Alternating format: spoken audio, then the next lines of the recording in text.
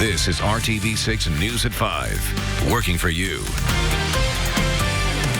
First at 5, if you thought it was hot today, we are just scratching the surface. It is going to be heating up in a big way for the rest of this week. Good evening to you. I'm Mark Mullins, alongside Chief Meteorologist Kevin Gregory. So, Kevin, with an excessive heat warning soon going into effect, what can we expect? So often in Indiana, we say, oh, it's not the heat, it's the humidity, right? In this case, it will be both, and it will be the most oppressive it's felt in 4 years. You have to go back to 2015 to find heat index temperatures as warm as what's forecast as we go over the next 24 to 48 hours, even through the weekend. There's your excessive heat warming. It's the duration and the fact that overnight temperatures will stay in the mid-70s as well. Almost done with pop-up thunderstorms. There are a few around with heavy rainfall. One north of Shelbyville, north of Interstate 74. Another between Brookville and Batesville, kind of diving southeast between I-74 and US 52. Other showers fading as they go south of Seymour and Bedford. Temperatures right now 89 with a 96-degree heat index. Keep in mind, we're going to bump these up significantly as we go through tomorrow and the weekend. Here are the heat index values, what it will feel like when you combine the humidity with the temperature, peaking Friday at about 108. We may see a thunderstorm or two over the weekend. That would bring some brief relief, but pattern doesn't change for a while. Back with all that coming up. A tragic development to report tonight. A 5-year-old girl is dead, and a 3-year-old girl is fighting for her life at this hour after they fell into a pond in Boone County. This happened near the 11,000 block of County Road 500 South around 11:45 this morning. When medics arrived on scene, relatives were already performing CPR on both children. Emergency crews took a 3-year-old girl to Riley Hospital for Children, where she is now in critical condition. A 5-year-old girl did not survive. The child's identity is not being released until all family members have been notified. It's not clear yet why the girls fell into the water. I'm just fighting for my home. I cannot afford right now to find another place. New at 5, the fight for basic, acceptable living conditions. One woman says her ceiling has been leaking for months, and what's more frustrating, she hasn't been able to get her property managers to address it, so she called RTV6. Working for you, our Stephanie Wade is asking managers why they haven't fixed this problem yet. I pay my rent every month. I don't tear up my house. I shouldn't be going through this. Phyllis Alexander just wants her home to be safe, she says, after having this crack in her kitchen ceiling for months now, causing a leak. She gets assistance through Section 8 housing and lives in a 1-floor duplex managed by Supreme Property Management on the northeast side. She says she's put in several work orders with the property managers, but the problem, which might be stemming from the roof, is still not fixed. I try as much to stay out of there so I don't inhale that mold, but you can pretty much smell it when you come in the house. Now, I spoke with Supreme Property Management. They say they've been out several times to do patchwork for these repairs, but say they've now decided to fully replace the roof, and they're getting bids now on who will do the work. Stephanie Wade, RTV6. Tonight, there is a new prosecutor in Johnson County. Joe Villanueva was sworn in today in Franklin less than an hour after the man who held the office for 10 years was sentenced in a domestic violence case. There will be a news conference officially announcing Villanueva as prosecutor tomorrow. In a plea agreement, Bradley Cooper received 540 days of supervised probation, paid a $50 fine, and resigned as Johnson County prosecutor. In March, the Johnson County Sheriff's Department went to Cooper's home, where they found a woman whose right eye was swollen and bruised, according to a police report. The woman, who was involved in a personal relationship with Cooper, went to a neighbor's house to call 911. In court today, Cooper faced his victim and apologized for his actions, saying he was, quote, deeply sorry for the hurt he caused. He also said he took full responsibility for his actions. Tonight, an Indianapolis woman is frustrated over what many would call a simple task, getting her trash picked up. She says the city didn't pick up her heavy trash on July 2nd, and now it's been sitting for a couple of weeks. After numerous calls to the city, she asked RTV6's Cameron Riddle to step in and get something done. Tanya Bowen has a problem. Her heavy trash isn't being picked up by DPW crews. The regular trash guy picked up a table that he could put in his truck, and then the heavy trash never came through. Bowen says she puts her heavy trash in the alley behind her house, the same place she puts it every month. But on July 2nd, city crews did not pick up her trash. I've contacted the city, county, Mayor's Action Center, and Department of Public Works 6 times. And I still have my trash. In Indianapolis, DPW crews collect heavy trash once a month. In Tanya Bowen's case, it's the first Tuesday of every month. So when her trash wasn't collected on July 2nd, she called the Mayor's Action Center on the 3rd. So the following day, I contacted them. They were supposed to be out within 48 hours. Nothing. Bowen kept being persistent. So on July 8th, I called back, and then they were going to send out an inspector. And then the following day, I called back to see what the inspector had told them, and he had informed them there was nothing here. Bowen said her call was sent to a supervisor, but she never heard back. So on July 15th, she called the Mayor's Action Line again and put in a call to a DPW supervisor. He told me that I waited too long because it had been 2 weeks, that I should have called the day after. With heavy trash sitting in her driveway for the past 3 weeks, Bowen kept calling. I told them maybe like my 3rd call to them that I'm tempted to call 6 for help and see if maybe then my trash will be picked up. And maybe they thought I was just blowing them smoke or what, but here we are. There's no doubt about it. The trash is still here. But according to the city's website, this case was resolved more than a week ago. Bowen says she's not asking for much. She just wants her trash to be collected. It's sat here since the 2nd of July. So something needs to be done. They need to do their job and pick up the trash. It's once a month. In Indianapolis, Cameron Riddle, RTV6. RTV6 contacted DPW with Bowen's concerns, and a spokesperson told us they are now actively looking into the issue and may be able to give some information leading to a resolution by tomorrow. We'll let you know when this case is resolved. Due to an error, the Indiana BMV is giving thousands of people refunds today amounting to $27,000. But the average underpayment of claims that led to the problem was $3.36. The Bureau of Motor Vehicles says that there were underpayments of claims the past couple of years and overcharges back from 2002 to 2006 that led to this refund. If you were affected, you'll be notified by phone, email, or both, and the money will be put on your BMV account as a credit. Working for you now with a warning about a scam going around Hamilton County's largest city. The Carmel Fire Department says scammers are calling people saying they are collecting money to benefit the fire department. Well, Carmel firefighters say their department does not make those sorts of calls. The Carmel Fire Department does not solicit for monetary contributions over the phone. Attorney General Curtis Hill won't be focusing his attention on the lawsuit surrounding an Indiana abortion ban. Instead, he will focus on the larger issue of whether or not a ban is constitutional. State lawmakers passed a ban on dilation and extraction abortions, also known as dismemberment abortion. The procedure involves doctors using instruments such as forceps to remove a fetus from the womb.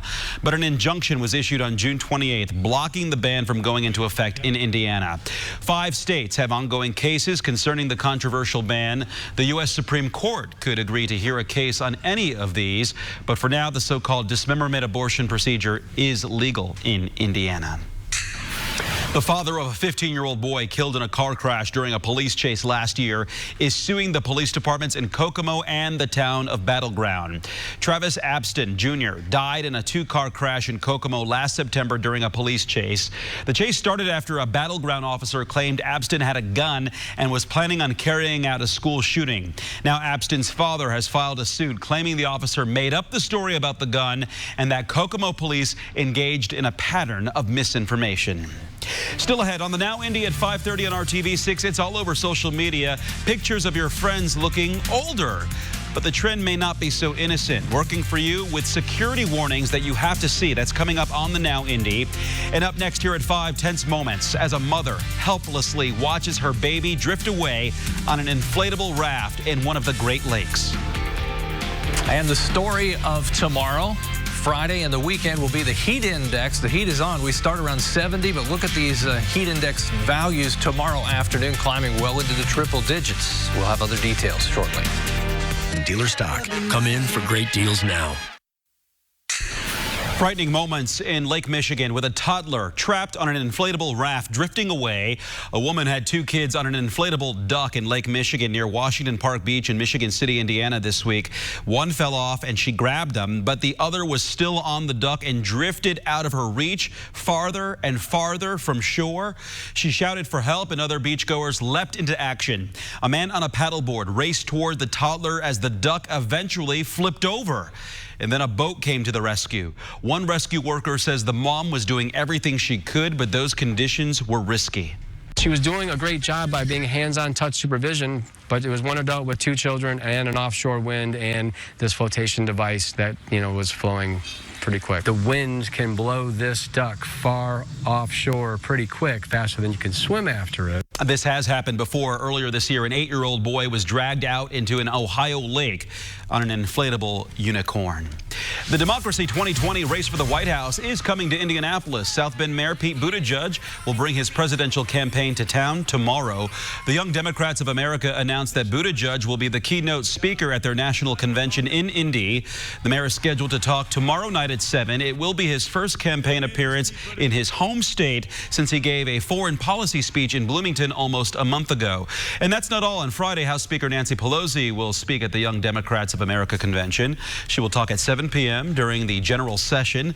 More than 1,000 people are expected to attend the convention that runs from now until July 20th. Former Vice President and Democratic presidential candidate Joe Biden will visit Indianapolis later this month. Biden will speak Thursday, July 25th at the National Urban League Conference.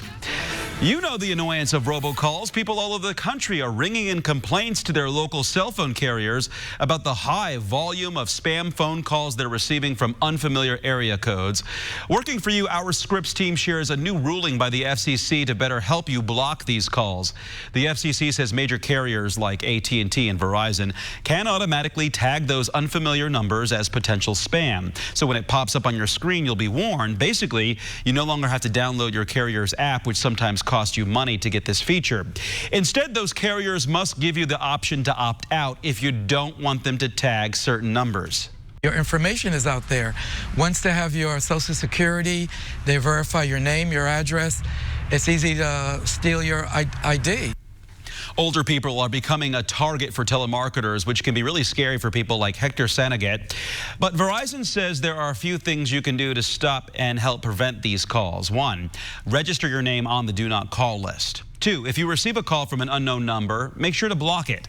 And 3, if you happen to answer, make sure you hang up right away and file a complaint about the calls with the FCC. New at 5, good news for working moms. A new study shows a mom's paid job could have some big health benefits. Researchers have found that having a paying job could protect women from memory loss later on in life. A preliminary study at UCLA suggests paid work offers better mental stimulation than staying at home. According to the study, married mothers who did not work had their memory decline 61% faster over a 10-year period than women who had paying jobs. And the decline was 83% faster for single mothers who were not in the workforce. Well, it is hard to believe, but it is back to school season and many families could use a little help with supplies. If you'd like to donate, RTV6 will be collecting classroom supplies. Our annual school supply drive is tomorrow on Monument Circle from 7 a.m. to 3 p.m. There's a specific need for spiral notebooks, loose leaf paper, pens, pencils, and pocket folders. And it'll be a hot one out there, so if you want to leave the high air conditioning on in your car, we'll come to your car and collect the supplies from you. We will come out of the shade, right, come to your car, and then put everything back in the shade, that's for sure. Yeah, it's going to be a hot. scorcher, yeah. That's one way to put it. Greenwood Public Library today, weather camp, day 2. You want the supercharged or turbocharged? I think you went with turbocharged. You know, one of the things that we talked about is static electricity to kind of get into our discussion about lightning.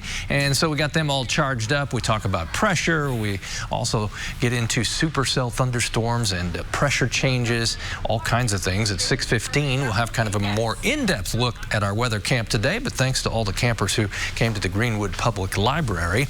We were indoors. That's key. We've had weather camp outside before. The next couple days would not be one of those days that you'd want to do that. Warmest in the last 4 years as far as the heat index. Average high temperatures will be in the low to mid 90s next several days. The heat index pushing 110 at its warmest. If you look at rain chances to bring any relief, the chance just 20% as we get into the weekend, goes up a little bit on Sunday and Monday. You'll be surprised by the end of this 7-day forecast. Low temperatures that are starting out in the mid 70s as we get into the weekend will be down to the 50s by next Wednesday, and highs will return to the lower 80s. We dot the landscape with some downpours. They're very isolated, not the coverage that we had last night, but dropping toward Marion, south of Hartford City, may impact areas between Muncie and Winchester. To the southeast portion of the viewing area, just east of Greenfield and southwest of Newcastle. These are rolling to the south and east. Some other areas around Sheridan in Hamilton County. And if you go into the hills of Brown County, we'll zoom in. Always like to see Story, Indiana. In the hills of Brown County there along Indiana 135, State Road 135, you've got downpour. 89 in Terre Haute, 90 in Lafayette. You're the lone person at 90 or above right now. And I think during the next couple of days, that will be quite common. Say hello to Gilly, and I don't know if you can tell in the background. That's RTV6. That looks like my shadow.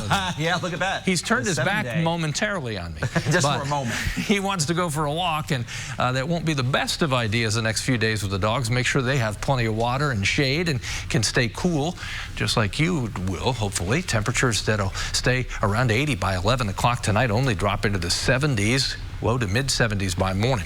Into the 90s tomorrow. Chance for any thunderstorms just 20%. It's a guarantee. The humidity comes up even more from where we're at now. There are your temperatures. No record territory until Friday. Friday's record high 98. Our predicted high 96. We'll be right in the ballpark.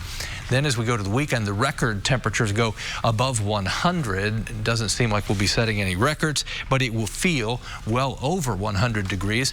When we sweat and it's this humid, it doesn't evaporate from our skin, which makes us feel warmer. We're denied the evaporational cooling. That's what the heat index is all about, and that's why you need to be careful.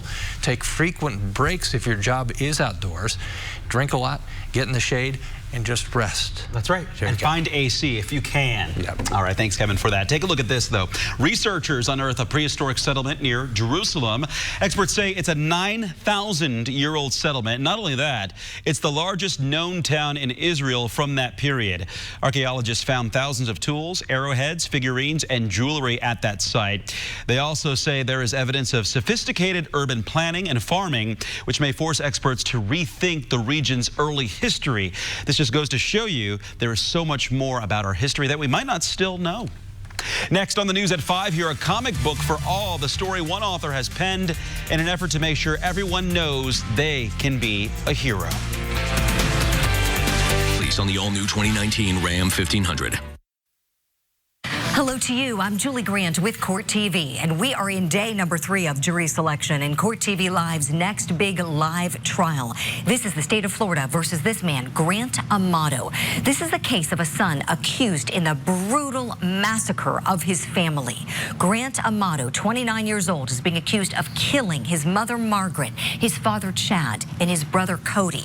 Authorities say that Amato was feuding with his family over an obsession he had with a webcam girl in Bulgaria that he connected with online through an adult website. His family had accused him of funneling hundreds of thousands of dollars from his relatives' accounts in order to spend on this woman. Now, Amato is charged with 3 counts of first-degree murder. If he's convicted, he could receive the death penalty. We'll have gavel-to-gavel coverage for you, as well as legal analysis of Florida versus Amato right here on Court TV Live. I'm Julie Grant. Now back to you in the studio. Thank you, Julie. And you can stream Court TV and get all of the big cases happening around the country anytime you want at CourtTV.com. Nearly 20% of Americans have a disability. That's according to the U.S. Census Bureau, but you don't see them portrayed as frequently in books or movies. One author is creating a series where anyone can be a superhero. They all have superpowers, but they all also have disabilities that in many cases impact their ability to use those powers. So they get to superhero high school, and they find themselves in special ed because the superhero community doesn't think they're going to be capable. Author Jeremy Scott has created a comic book series called The Ables. It's a story about superheroes who are trapped between regular human life and superhero existence. They're not quite human and not your typical comic book characters. The characters are out to show that while they may be different, they can still be superheroes. Their journey to be able to be every bit as much a superhero as anybody else in their community. Scott hopes the Ables comic books show everyone how special they can be regardless of what they're going through. The Ables is available through online Amazon and Barnes & Noble. You can pick up the sequel, Strings, through Amazon and Barnes & Noble in September. Great to see that. Coming up, all new at 6 o'clock here on RTV6, health code violations found at Victory Field. What it means for you the next time you hit the ballpark. But first, on the Now Indy, you may have scored good deals during Amazon Prime Day, but we'll show you why online shopping isn't always the best value. You're watching RTV6.